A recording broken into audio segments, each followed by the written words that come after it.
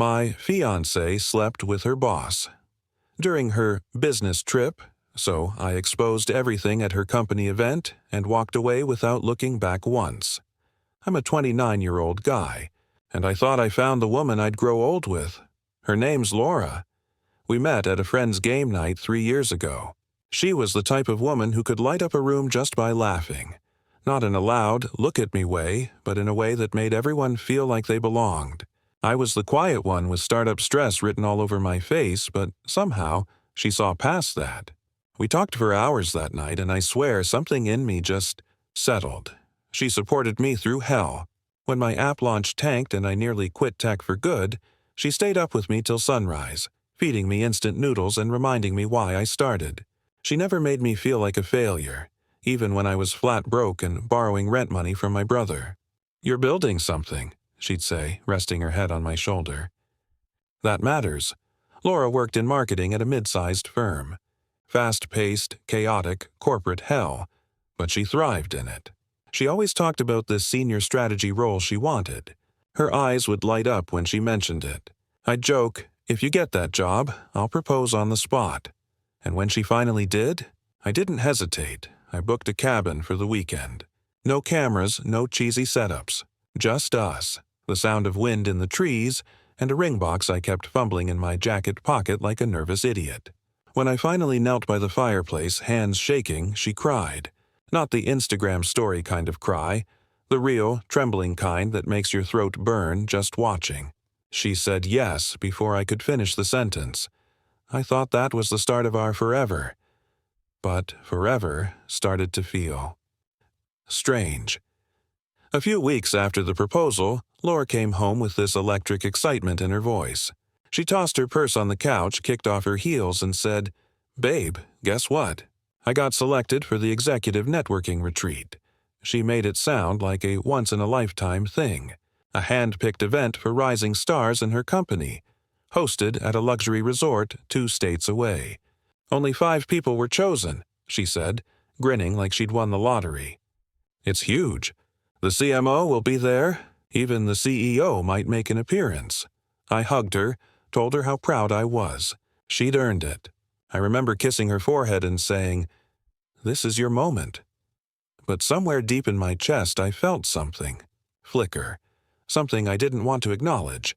She became obsessed with prepping. New dresses, new luggage, even a fresh set of business cards. That wasn't unusual. Laura always dressed to kill. But what caught me off guard was how weirdly vague she was about who else was going. I asked, casually, "Anyone from your team?" She paused just a beat too long before answering. "Yeah, a few managers. Probably Tina. I think my boss might go too, not sure." The way she avoided eye contact made my skin itch, but I pushed the thought down. I told myself I was being paranoid, insecure. I mean, this was the woman who stood by me when I had nothing. She wouldn't lie, right? The night before the trip, she packed like she was going on a honeymoon. Silky nightwear, perfume she hadn't worn in months. I helped zip her suitcase, pretending not to notice. She kissed me goodbye like normal. But when the door shut behind her, the silence that followed didn't feel normal at all. Something was off. I just didn't know how far it would go. Laura came back on a Sunday evening, a little later than expected. I remember the sound of her key turning in the lock. It should have made me happy, but instead, my stomach knotted. She walked in with her usual confident stride, kissed me on the cheek, and said, "Trip was amazing. I'm exhausted, but something was off. It wasn't just jet lag. It was her eyes. Dull. Disconnected." She didn't curl up next to me on the couch like she usually did. Instead, she grabbed her laptop, claimed she had a ton of follow-up reports, and shut herself in the bedroom. The first night, I didn't think much of it. By the third night, I couldn't ignore it anymore. Conversations became one-sided. She started sleeping later, saying she needed to catch up on work. She kept her phone face down on the table, always on silent. Even when we sat beside each other, it felt like there was a wall made of glass. I could see her, but I couldn't reach her. One night, I tried to bridge the gap.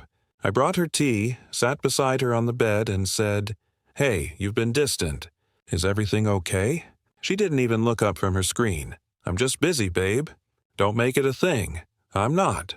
I just miss you, she sighed. Not a soft I miss you too sigh.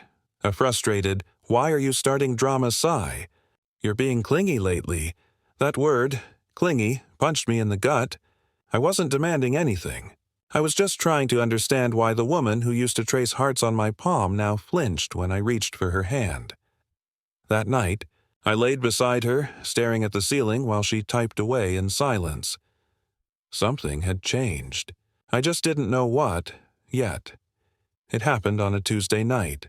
Laura had fallen asleep early, or at least pretended to. She mumbled something about a headache, took her phone with her into the bathroom, and came out wearing one of my old shirts like it still meant something. She curled up under the covers and turned away from me. A few minutes later, soft breathing. Out cold. I was about to shut off the bedside lamp when her phone, resting on the nightstand, buzzed. Normally, I wouldn't look. I trusted her. But that buzz, it wasn't like before. It wasn't some innocent group chat or work ping. It felt like the universe nudging me, whispering, "Look." The screen lit up with a message. Last weekend was unforgettable. Sent by someone saved as just T. I froze. My pulse thudded in my ears. I looked at her, motionless, her back turned, and picked up the phone with trembling fingers. The message preview was too short. I tapped it open, heart in my throat. And there it was. Flirty texts, sent after midnight, mentions of the resort, inside jokes, comments about the view from our room. One even said, "You looked too good in that robe." Couldn't focus during the meeting, I scrolled, screenshotted. Every nerve in my body screamed at me to wake her up and confront her, but my hands were ice. I just kept reading. The worst part? One message from Laura, sent the night she told me she was exhausted, read, "I wish we had one more night. Reality sucks." I sat there in silence, the light from the screen burning into my eyes while she slept. Peacefully next to me, like nothing had happened. She cheated on me. And I hadn't even begun to understand. How deep it went, I didn't sleep that night. I lay beside her in a numb haze, eyes wide open, the screenshots burning a hole in my phone. Every breath she took made my skin crawl. Every soft sigh, every subtle shift in the sheets, it all felt fake now. Manufactured. Like she was playing the role of a loving fiancée, while I was stuck in a script I never agreed to. The next morning, I told her I had meetings all day and left the house early. Truth was, I couldn't even look at her without wanting to scream. But I didn't confront her. Not yet, I needed more. Proof so solid even her silver tongue couldn't twist it. I started with her email. She'd logged into her Gmail on my old tablet once and forgot to log out. My hands shook as I opened it, guilt and fury wrestling inside me. But what I found made my stomach flip. An email from the hotel. A receipt for a 2-person suite, billed to her corporate card but forwarded to her personal account. I cross-checked the dates. Same weekend. Same city. Another email. A forwarded Google Drive file from her boss, Thomas. Likely the T in her texts. The subject line, "For your eyes only." The file was gone, deleted, but the implication was enough to make my blood boil. Then came the photos. Not of them together. She wasn't that careless, but of the resort lobby. Cocktails, room service. Posed shots she didn't post on social media, but when I checked her phone's gallery from a previous sync backup, I found them there, alongside a selfie she'd taken in the mirror. In lingerie I'd never seen before. I felt like I was unraveling her life thread by thread. Every file, every message, every quiet secret buried behind a lock screen, all of it whispered the same thing. She chose him, and I was about to choose war. I wanted to believe this was a one-time mistake, that maybe the trip created some weird, impulsive fantasy, that she got swept up and lost control. It would still hurt, but at least I could tell myself I wasn't just a placeholder. But that illusion didn't last long. Out of desperation, I reached out to a former coworker of hers, Jamie. She'd mentioned Jamie before, but never kindly. Called her toxic, said she created drama, But now I understood why. People like Jamie couldn't be controlled. They remembered things. I messaged Jamie on LinkedIn, pretending to ask for help planning a surprise engagement party. I said Laura and I were reconnecting with old colleagues and that I wanted to include people who meant something to her. It was a stretch, but it worked. Jamie replied fast. Funny, she wrote. I always wondered if you knew. She hooked up with our old VP before she left. That's why her transfer got fast-tracked. I blinked at the screen. I asked, "Are you sure?" Jamie responded, 100%. They weren't exactly subtle at conferences. She played it like mentorship, but it was more like manipulation with a smile. It was like someone poured ice water down my spine. I wasn't her first casualty. I was part of a pattern, a stepping stone in a career built on blurred lines and quiet betrayals. And I had proposed to it. Everything started clicking. The jobs she got with vague recommendations, the sudden promotions, the little lies she told that I brushed off as stress. I wasn't the man she built a life with. I was the audience to a performance she'd already perfected. And the show wasn't over yet. By now, I wasn't looking for answers. I was looking for closure. I needed the truth. All of it, not assumptions, not patterns. I wanted something undeniable, something she couldn't twist or cry her way out of. So I reached out to my old college roommate, Ben. He works in IT security, the kind of guy who could recover emails people thought were long gone. I told him the basics. My fiancée was cheating, and I needed to know everything before I walked away. He didn't even ask questions. Just said, "Send me what you've got and give me 24 hours. The next evening, he called me. "Dude, I found the backups. She's been deleting more than just emails." He sent me a zip file. Inside were dozens of email fragments. Some professional, some personal, but one thread hit like a hammer. Subject line: "About this weekend." It was from Thomas, her boss. The first message was bad enough. He joked about how the jacuzzi helped seal the deal, and teased her about almost getting caught in the lobby. But her reply? That broke me. "You always bring out the bold in me." I needed that escape. I needed you. There were plans for another trip. Suggestions of her transferring to a new branch he'd oversee. She wasn't planning a wedding with me. She was planning an upgrade with him. And the worst part? This wasn't just physical. It was intentional, strategic. She had every opportunity to come clean. But she didn't. She was building two lives, one with me, the fallback, and one with him, the future. And that's when I stopped being heartbroken. I started planning my exit, not in silence, but in style. A week later, the invitation arrived. It was a sleek, embossed envelope on thick cardstock addressed to both of us. Inside was a formal invite to Laura's company's quarterly awards gala. Dinner, drinks, recognition, networking. The whole deal.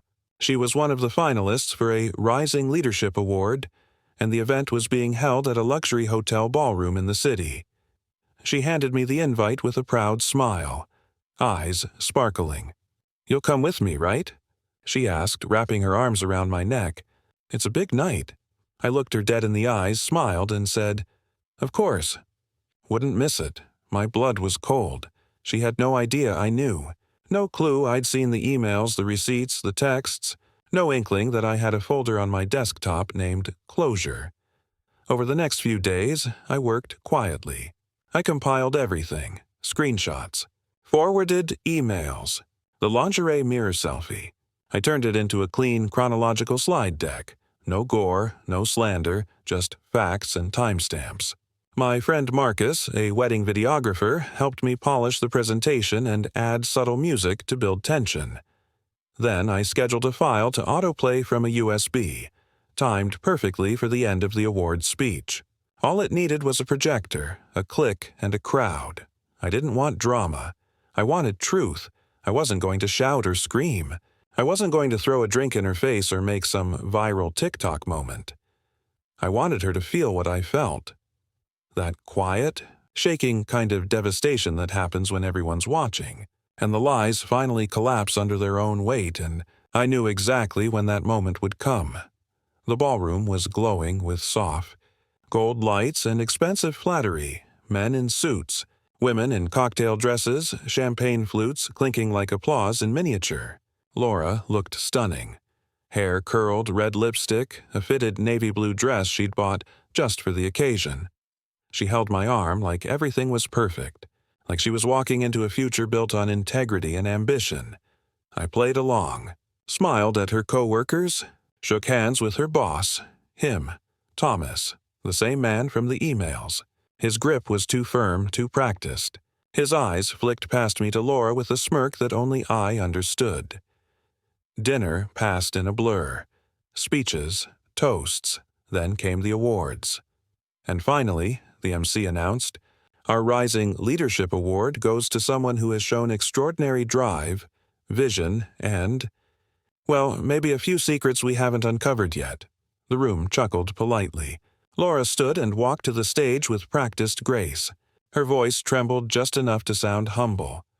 I'm honored, she began, to work with such an incredible team. I've always believed in transparency, hard work, and building real connections. That was the cue. The lights dimmed, the projector hummed to life. At first, everyone thought it was part of the program, maybe a highlight reel. But then the first slide hit the screen. The real story behind this promotion. Gasps. Slide after slide. Texts, timestamps, emails, the bathrobe joke, the hotel receipt. Her voice cracked mid-sentence. Thomas stood frozen, face drained of all color. The room shifted from confusion to horror. I stood by the back doors, hands in my pockets, watching her face melt from pride to panic. Then I turned and walked out without looking back. No yelling, no theatrics, just a truth bomb dropped in the middle of her carefully curated kingdom. Let them all see her for who she really was. By the time I reached the parking garage, my phone was vibrating nonstop, missed calls, voicemails, texts in all caps. What did you do? Please answer, please. We need to talk. I didn't answer any of them. I sat in my car, hands gripping the steering wheel, heart thudding like a war drum. Not out of regret, but release. Months of confusion, gaslighting, and quiet self-doubt had just exploded in front of 100 people. And for once, I didn't feel like the crazy one. A mutual friend from her office, Tanya, messaged me an hour later. She's been escorted out by HR, her boss, too. They're launching an internal investigation. You didn't just light a match, you burned down the whole stage. I didn't respond. I didn't need to. When Laura finally showed up at our apartment, it was past midnight. Her mascara was smudged, her dress wrinkled, and her expression twisted between fury and desperation. You humiliated me, she spat the moment she walked in. I stood in the hallway, arms crossed. Calm. No, I said. You did that. I just hit play. She started crying. Not the quiet, guilt-ridden kind. The ugly, furious sobs of someone who's not sorry they hurt you. Just sorry they got caught. I didn't mean for it to go that far, she pleaded. It just happened, I laughed. Not because it was funny, but because that line was so textbook, it could have been printed on her award plaque. You destroyed everything, I said. For what? A promotion and a weekend thrill. She reached for me. I stepped back. This chapter's over, I said, and you're not in the next one. I left her standing there in silence, the same way she'd left me emotionally months ago. I moved out the next morning. No dramatic exit. No shouting. Just a packed duffel, a folded suit bag, and a quiet Uber waiting by the curb. I'd signed a short-term lease 2 days earlier, a backup plan I never thought I'd need. Funny how quickly life can pivot when someone you love burns the bridge you're both standing on. She didn't try to stop me. She just stood in the doorway, hair messy, makeup smeared, wrapped in my old hoodie like it still meant something. Can we at least talk? She whispered. I looked at her. Really looked. And saw a stranger wearing my memories. There's nothing left to say, I replied. I changed my number that afternoon. Blocked her on everything. She tried reaching out through mutual friends, leaving voicemails, even writing a long email begging for a chance to explain. But I didn't open it. I didn't need to. I already knew the story. And more importantly, I knew how it ended. Her parents called a few days later, apologizing on her behalf. Her mother was sobbing. Her father tried to be diplomatic. People make mistakes. Maybe you both rushed things. I almost laughed. Rushed? We were engaged for 6 months. She made a choice. Repeatedly. I kept my dignity intact by doing the one thing she never did. Telling the truth. I canceled the wedding venue, donated the catering deposit, sold the ring back without blinking, and when people asked, "What happened between you two?" I told them the truth. She thought her ambition needed secrets. I thought love needed trust. It shut people up real fast, and for the first time in a long time, I felt clean. Like the version of me that used to lie awake wondering what I did wrong had finally been buried, along with the future we'd never have. It's been 8 months. I live in a small one-bedroom apartment now. No framed engagement photos on the wall. No save the dates on the fridge. Just silence and peace. I've picked up journaling again, something I used to love before I lost myself in proving I was enough for someone who never truly saw me. Every now and then, I catch myself wondering how things could have been different. If she had just told the truth. If she had admitted the affair instead of doubling down on her lies. If she'd valued loyalty over lust. But those thoughts come less often now. Less sharp. Less heavy. A few weeks ago, I shared my story online. Not for pity. Not to drag her name through the mud. Just to let it go. I didn't use her name. Didn't name-drop the company. Just wrote it like a confession. Raw, honest, unfiltered. The responses floored me. Thousands of people relating, supporting, echoing their own betrayals. Men and women alike saying, "This happened to me too. I thought I was alone." And that's when it hit me. Closure doesn't come wrapped in revenge. It's not loud. It's not cinematic. It's not even satisfying in the way movies make it out to be. Closure is quiet. It's sitting alone on a Tuesday night, lighting a candle and not feeling the urge to look at your phone. It's walking past the bakery where you used to plan your wedding cake and not flinching. It's waking up without that gut-deep ache that used to greet you before your eyes even opened. She used lies to get ahead.